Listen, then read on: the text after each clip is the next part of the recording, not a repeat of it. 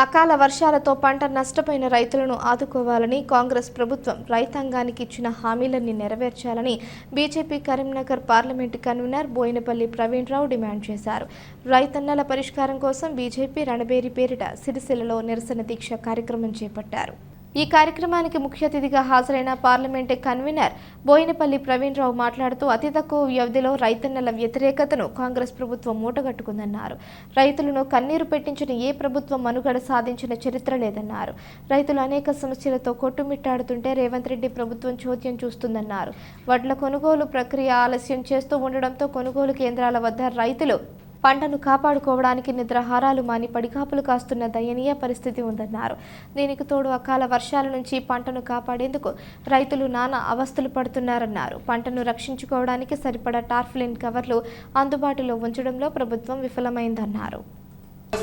ప్రభుత్వం అని మేము భావిస్తున్నాము. అధికారంలోకి వచ్చే ముందు రైతులకు 500 రూపాయల బోనస్ ఇస్తా అనడం, రైతు బీమా ఇస్తా అనడం, రైతుకు మద్దతు ధరలు అన్ని పంటలకు కేటాయిస్తానడం, రుణమాఫీ చేస్తానడం, ఇప్పుడేమో ఆగస్టు 15 నాడు చేస్తాను, లేకుంటే అక్టోబర్ 15 నాడు చేస్తా అని కాలయాపన చేస్తున్నటువంటి అవగాహన లేనటువంటి రేవంత్ రెడ్డి గారు, పరిపాలన పైన పట్టు లేనటువంటి రేవంత్ రెడ్డి గారు ఇప్పటికైనా కళ్ళు తెరిచి రైతులను ఇబ్బందులు పడుతున్నటువంటి రైతులను ఆదుకోవాలని మా కరీంనగర్ పార్లమెంట్ నియోజకవర్గం, అలాగే కరీంనగర్ పార్లమెంట్ నియోజకవర్గంలోని సిరిసిల్ల అసెంబ్లీ తరఫున హెచ్చరిస్తున్నాం. సిరిసిల్ల నియోజకవర్గంలో రైతు దీక్ష చేయడం జరుగుతుంది.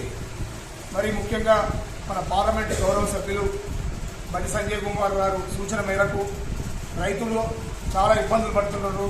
వారి ఈ కరీంనగర్ పార్లమెంట్ పరిధిలో తాలు తేమ తరుగు పేరుతోని వేలాది రూపాయలు నష్టపోతున్న రైతులు.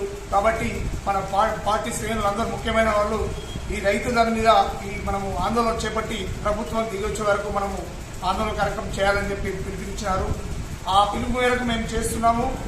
ఈరోజు రేవంత్ రెడ్డి గారు గత ఎన్నికల్లో హామీ ఇచ్చారు. ఆమె మేనిఫెస్టోలో ఏమని 500 రూపాయలు క్వింటాల్కి ఇస్తామని చెప్పి, కానీ ఇప్పుడు దాన్ని తప్పించుకొని సన్నబడ్లకే ఇస్తామని చెప్పి, అది కూడా వచ్చే పంటకు ఇస్తామని చెప్పి బోగస్ మాటలు చెప్తూ ఇచ్చిన హామీలను నెరవేర్చకుండా కాంగ్రెస్ ప్రభుత్వం, కాంగ్రెస్ పార్టీ మోసం చేసింది.